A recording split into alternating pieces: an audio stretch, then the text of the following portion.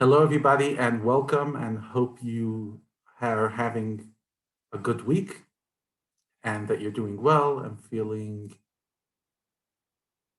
in a good space. What I want to do today, what I want to explore is a vital, I believe, subject. And it's something that we've touched on in the past, but I believe that there's always room to explore it from a deeper perspective. And that is the role that emotions play and the roles that emotions should not play in each and every one of us. But first, an introduction. I'm a guy. And I remember when I was younger, and people used to talk to me about emotions, and I actually didn't know what they were talking about. What is an emotion? It's hard to believe it, but like, what is it? Like, life was pretty, you know, straightforward. And for me, happiness was a headspace. It wasn't an emotion. And eventually you start realizing that what makes us human is our emotions. Our brain is just a computer. Our action, a robot could do. But what's unique about the human being, besides their spirituality, is their emotional world. Now, the truth is, animals have emotions as well. So, what makes us unique is not necessarily emotions, but it's actually the hybrid that happens between our brain and our emotions. In other words, we can create emotions which are not necessarily natural. A lion will only feel the emotions that a lion feels. And a bear will feel the emotions that a bear feels. But we are not on autopilot. We're not on cruise control.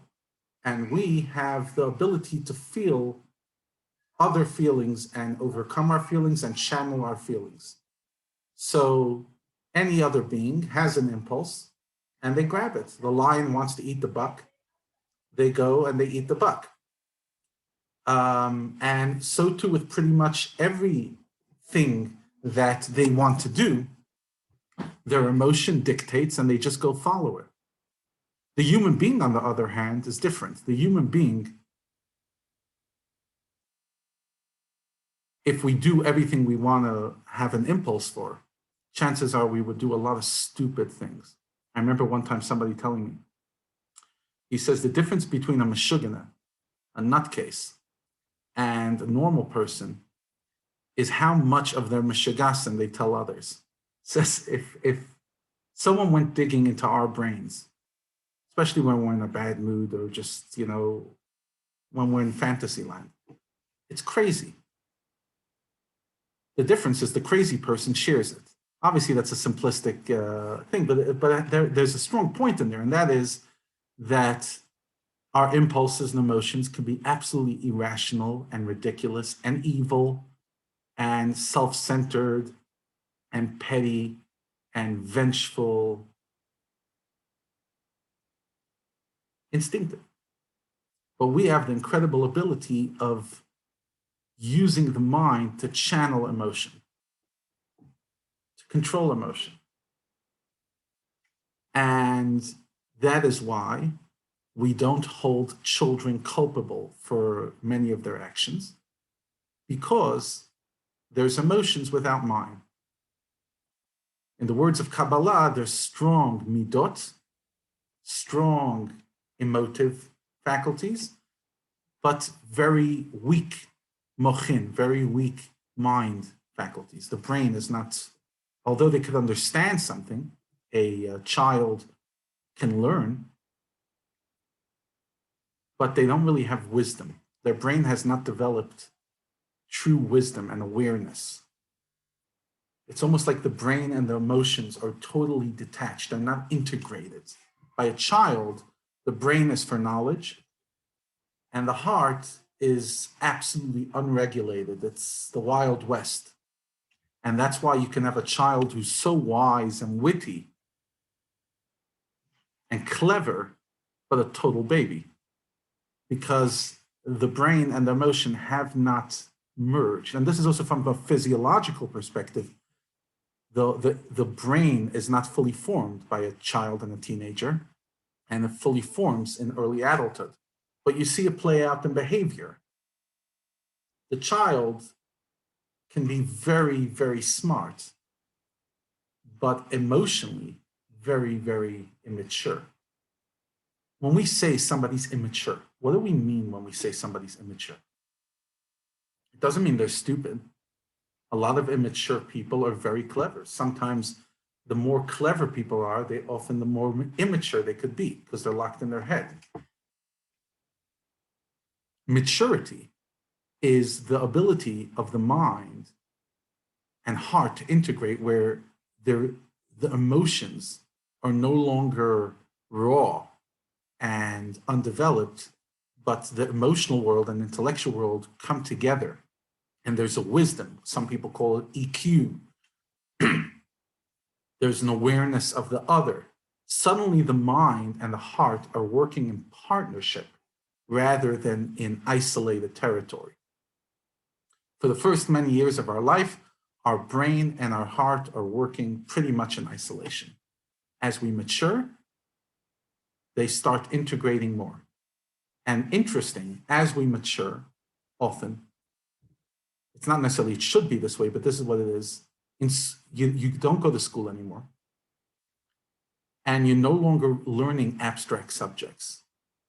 People who continue studying Torah the rest of their life might study abstract subjects, but the years that you did the most study is the years of your adolescence and childhood, when the brain and the heart were not integrated. At some stage, you stop studying that way and you start studying things that interest you.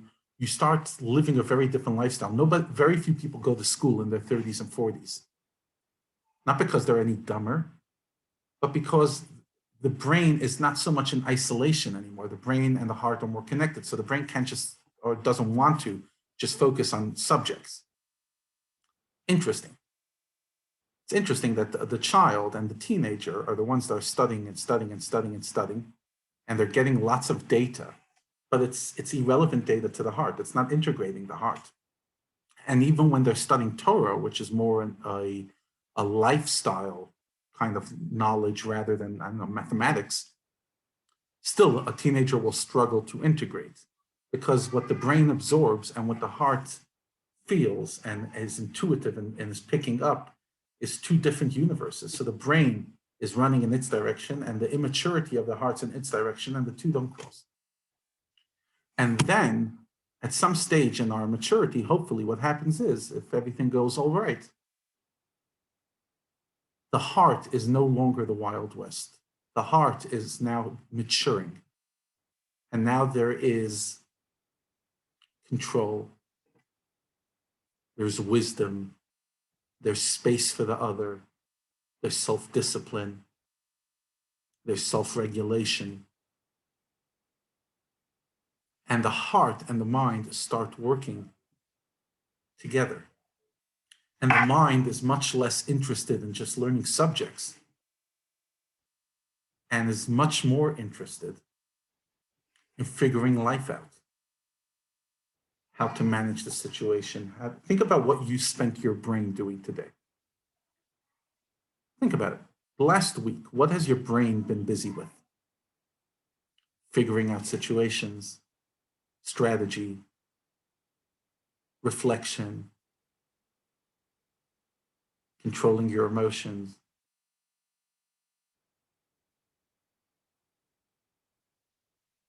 Very different stuff than you used your brain 60 years ago, 50 years ago, whenever you were in school.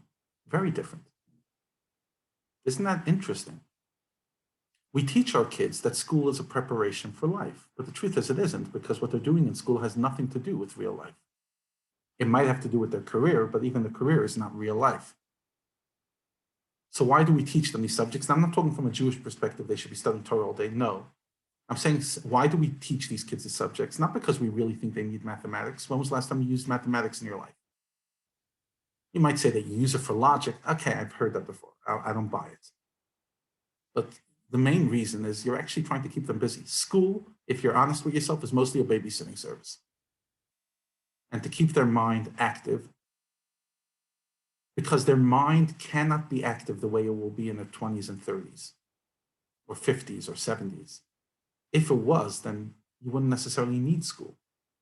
What happens is if you don't put these kids into a system that helps them keep their mind focused, keep their emotions under control, then they won't be able to manage.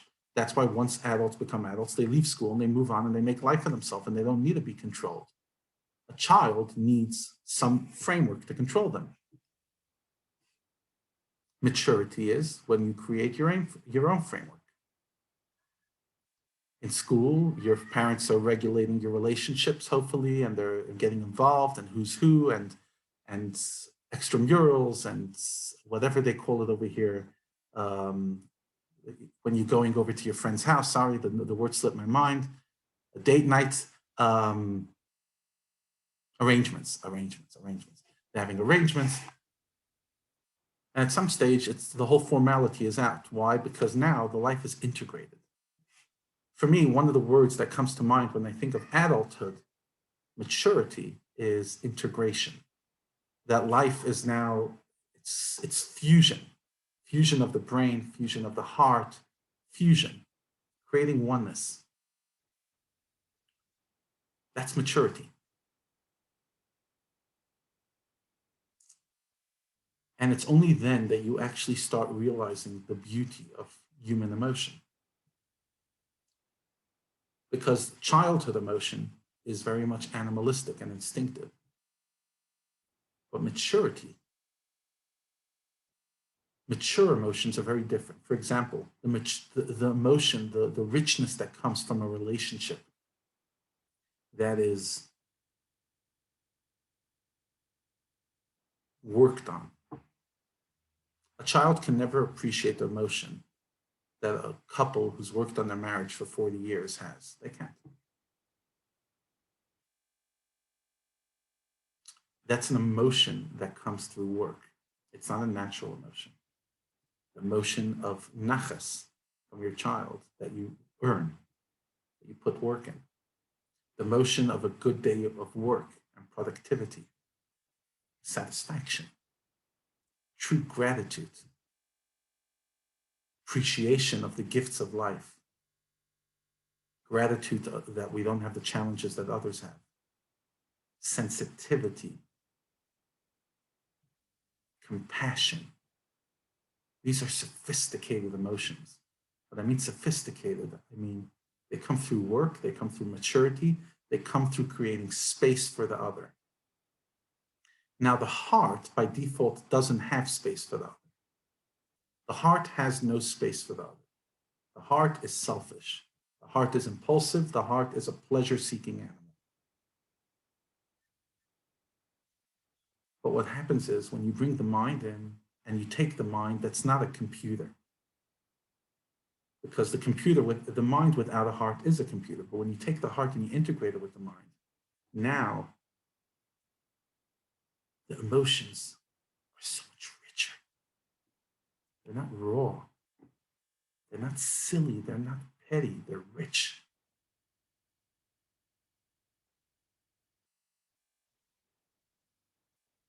In Ethics of Our Fathers, we read it last week. It's custom to read Ethics of the Father each week. So last week was chapter 4.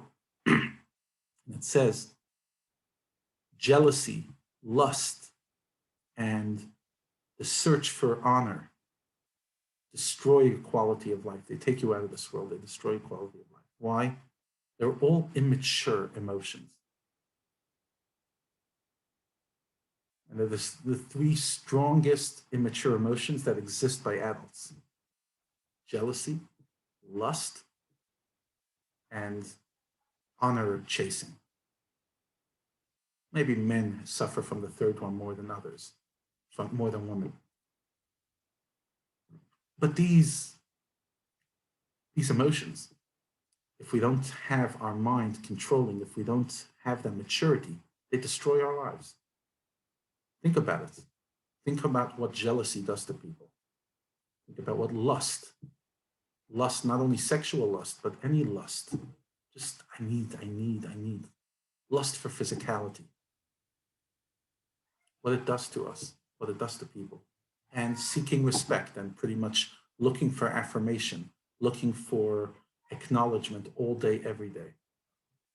That's immaturity. It's the way we're born, but it's not the way we should die.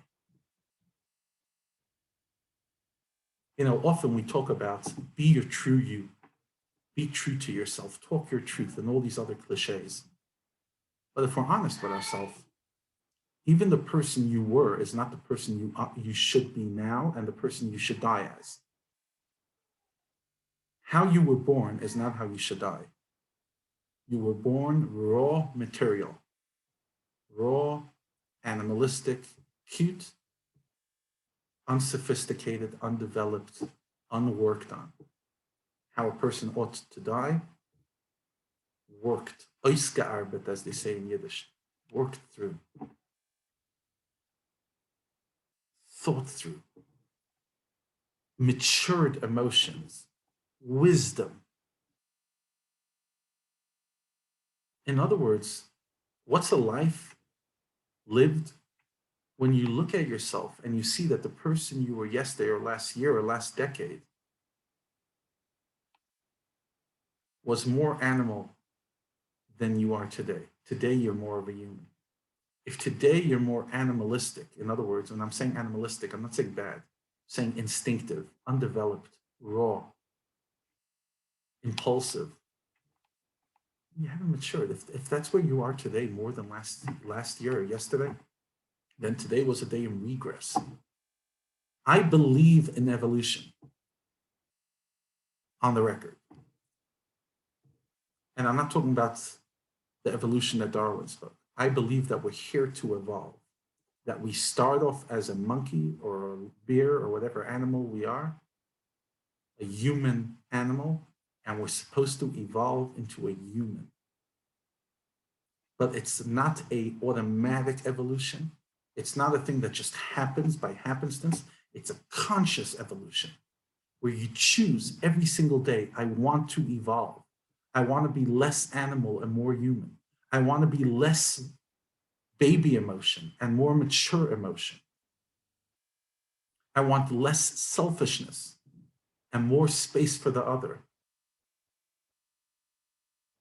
I need less knowledge and more wisdom.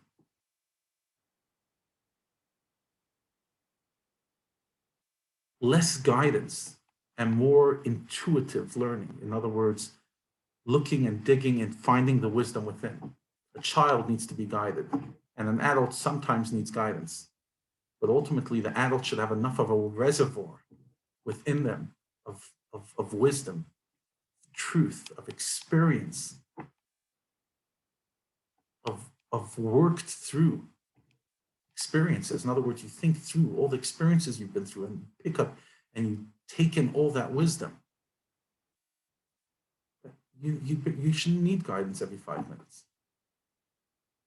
Find it within. Get support. Find it within. Dig deep.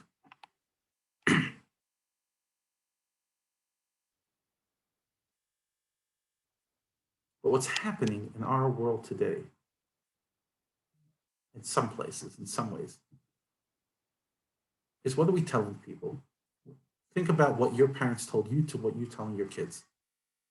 Your parents told you, yeah, get a career, whatever, get married young, start your family young. What were they saying without noticing or with noticing it? It's time to integrate. It's time to start living real life. Relationships is real life. Children is real life. Career is real life. Financial struggle and hopefully success at some stage is real life. What do we tell our kids now? No, no, no. Keep school going. Another 10 years, another 15 years. Keep your career going. Don't settle down with one person. Try it out. Dabble around. In other words, don't integrate. Continue being a child. Don't start living life yet. You're too young. Why? Why live life? Joy, 28, boy key, seriously. Why do you have to settle down already? You're not earning enough money.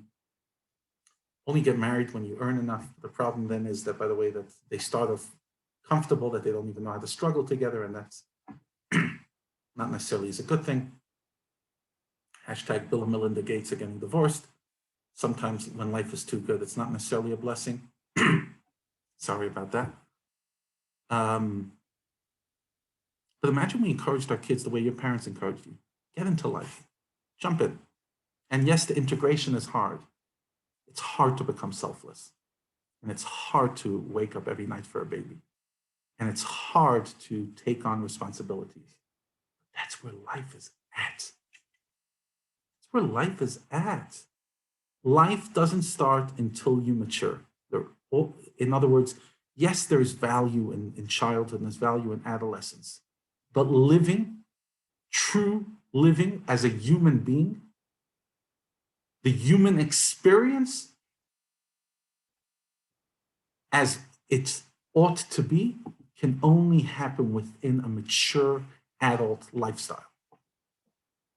That doesn't mean I don't value the role of youth. Absolutely. And I've given many lectures on the topic that they have their intrinsic value and they're not just a preparation for adulthood. But if we see maturity as a goal in life, if we see our journey in life to die a better person than what we were born into, than what we were born as, then life starts when you start taking responsibility. And every day that you're pushing off responsibility is pushing off life. It's saying, I want another day in the zoo, another day in my animal costume, and another day without responsibility. Why would we do that? Why would we encourage that to our children? Why is that the message we give? I've seen so many people, and I'll go on the record. I've seen so many people, a lot of women, but men as well, who chased a dream in a very childhood way. What I mean is a career, a dream, a hobby. And then one day, at some stage in their life, they settled down, they got married, they had a child. And suddenly, their life goes in a total different direction. Why? Because once they started integrating, they realized that their dreams that they had till now were not their true dreams. I read a study recently where they were showing how many women in Manhattan who were top professionals in careers, they have their baby and they quit their jobs.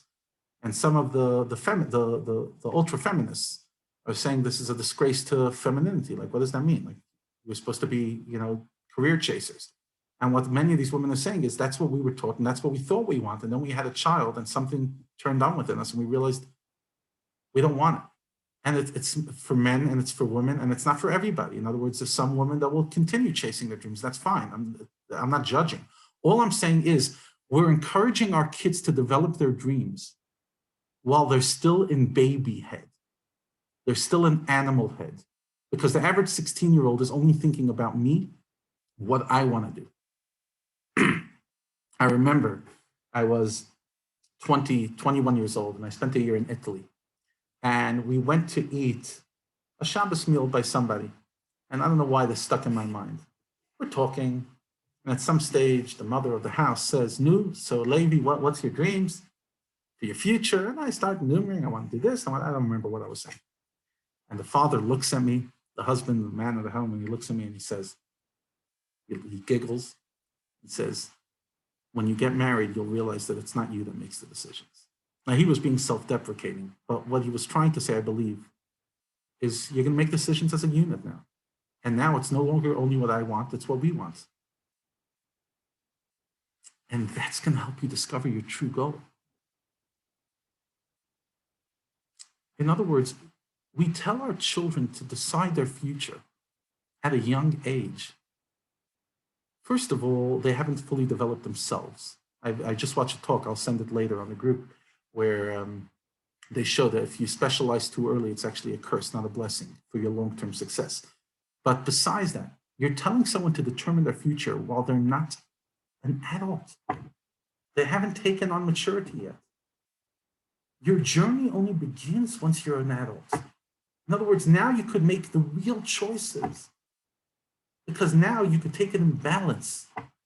Now your mind and your heart are integrating. You know what love is, you know what relationship is, you know what responsibility is. And now you want to go do medicine? Fine, go do medicine. But now you're doing it from a place of awareness. Now you want to go to that career, now you want to go live X, fine. But do it from a place that the world is not just about you. Because ultimately, maturity means that my mind and my heart work in unity. That there's a marriage between emotion and intelligence within the human being himself or herself. And that creates the true power of the human experience. When you take the computer of the mind and you take the heart of an animal and you bring them together, you have the human experience. So ask yourself, the emotion you felt a half an hour ago, an hour ago, or the emotion you're going to feel sometime later this day, is it the emotion of an adult or the emotion of a child? And if it's the emotion of a child, then it's time to start evolving. Because if we don't evolve, then truly, what was the point of today?